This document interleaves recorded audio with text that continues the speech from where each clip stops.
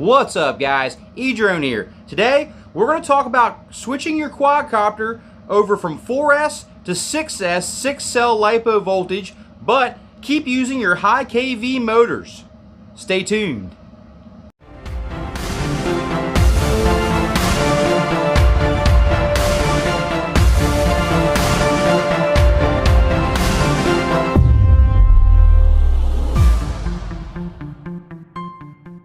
Six-cell LiPo voltage is quickly becoming the new industry standard for FPV quadcopters.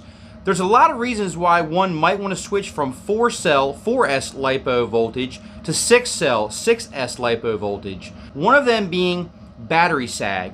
So with 6-cell LiPo, you actually notice less battery sag and you get a more consistent power band throughout the entire duration of the flight. Whereas 4cell LiPo voltage, you tend to get what's called battery sag, where at the end of the battery, you go to do some punch out or a crazy hard maneuver and you give it a lot of throttle, but you notice that it just doesn't quite perform the way it did in the beginning of the pack. That's why 6-cell LiPo is now becoming the industry standard for FPV quadcopters. I knew that I wanted to go ahead and switch all my quadcopters over to 6-cell LiPo, but I had invested a ton of money into 4S components like these Zing motors here, these 2207 2750 kV motors from Zing. These motors hooked to 6-cell LiPo voltage would spin at a really high RPM, and it would definitely put a lot of strain on the ESC, the electronic speed controller, and without having a higher amp ESC would probably more than likely burn out the component or completely just crap out the battery from the excess RPMs that you would be getting on 6-cell voltage with these 2750 kV motors. I'm going to be limiting the motor output value in Betaflight in the software so we could safely run 6-cell LiPo on these 2750 kV motors. And I'm going to tell you why I think that doing it this way actually has a little bit of benefit versus just going and buying all new low kV motors for your 6-cell LiPo. One of them being, I actually have the option to be able to turn down the motor output value percentage. I can actually manually adjust the kV of the motor by doing this simple formula to go ahead and get the percentage. So basically, to get this percentage of what you want your motor to feel like on 6-cell LiPo with a higher kV motor, you're going to do this basic equation. You're going to take the kV that you're looking for divided by the kV of the motor you're actually using, and then you're going to multiply that number or that value by 100. That's going to be your magic number that you're going to put in Betaflight to limit the motor output value so that you can run 6-cell LiPo voltage through these 2750 kV motors. So basically, instead of these being 2750 kV, we're going to turn these down in the software to where we're actually going to be running more like 1750 to 1800 kV. Now, why would you want to do this versus just going out and buying, 1750 to 1800 kV motors for your quadcopter? Well, if you're like me, you had already invested a lot in extra spare parts, extra motors for your 4S quadcopters. Now, in order to go ahead and use these motors on 6-cell, once we have them turned down in the software, we can actually, now what we have is adjustable kV motors on 6S. So basically, if we're carrying a heavier camera or we're toting around a heavier battery, that we can go ahead and adjust the kV up or down depending on our liking and what kind of performance we need to get out of this quadcopter. So that, I think, is a huge pro in being able to adjust the kV, so to speak, in the software side of things in Betaflight. Once you have your motors dialed into what you like, there's a couple other things you're going to need to make sure that your quadcopter is safe and get ready to set up for 6S voltage. First thing being your ESC, your electronic speed control, needs to be rated for 6S voltage. So all I did was I swapped out my old Dow Engine RC speed controller that was 40 amp rated up to 5S LiPo voltage. That wasn't going to work. So what I did was I switched over to the Dow Rocket 45 amp ESC, which is rated for 6 cell voltage. So now I've got a 6 cell voltage rated ESC. I've got the motors turned down in Betaflight with the software to limit the motor output of these motors to basically lower the kV in the software.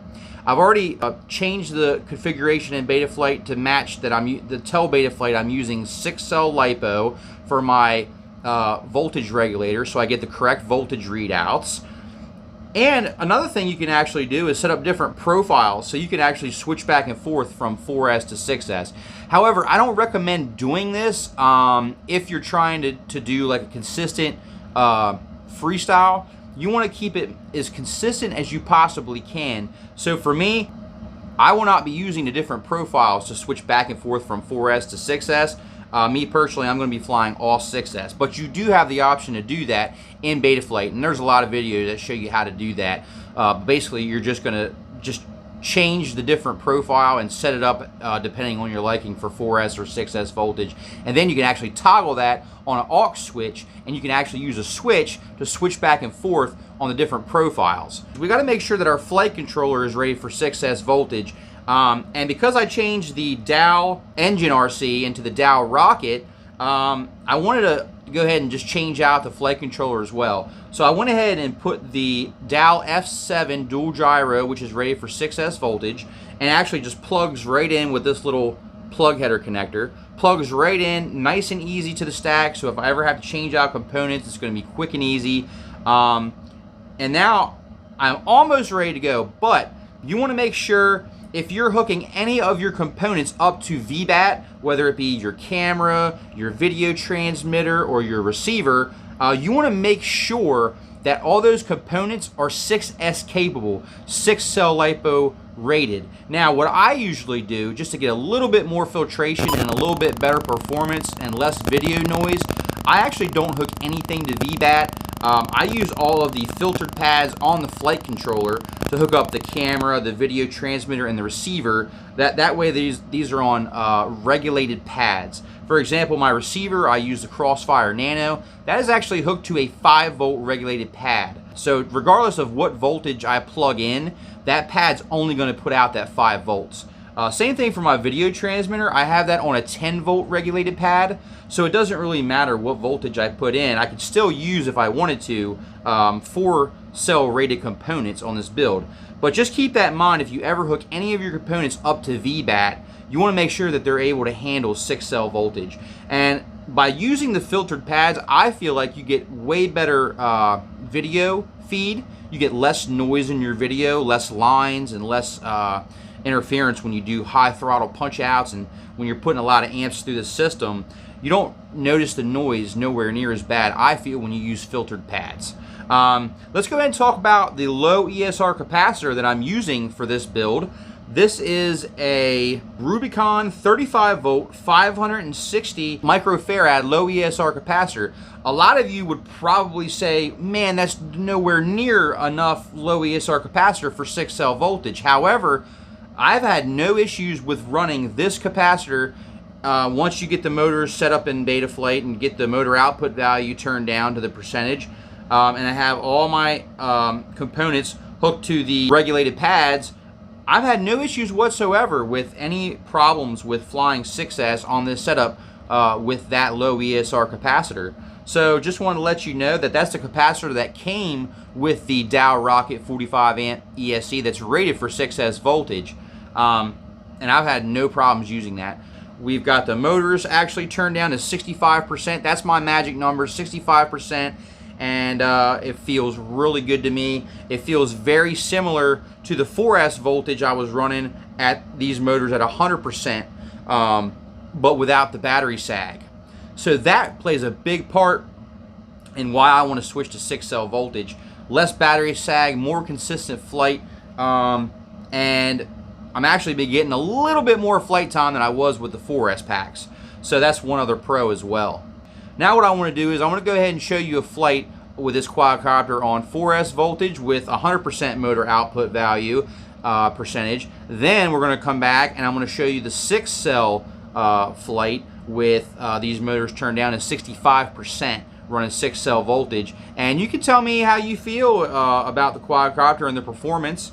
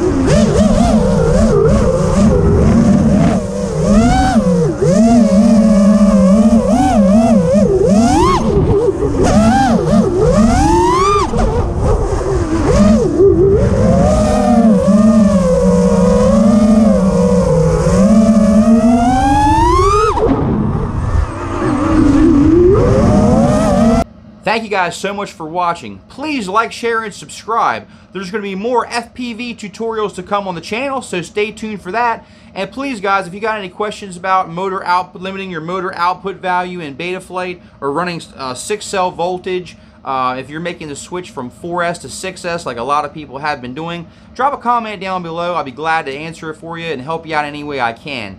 I feel like it wasn't too difficult of a process, just to make sure that you have all your information correct, and you double check all of your components and all of your voltages, just to make sure that you're running a safe and efficient quadcopter.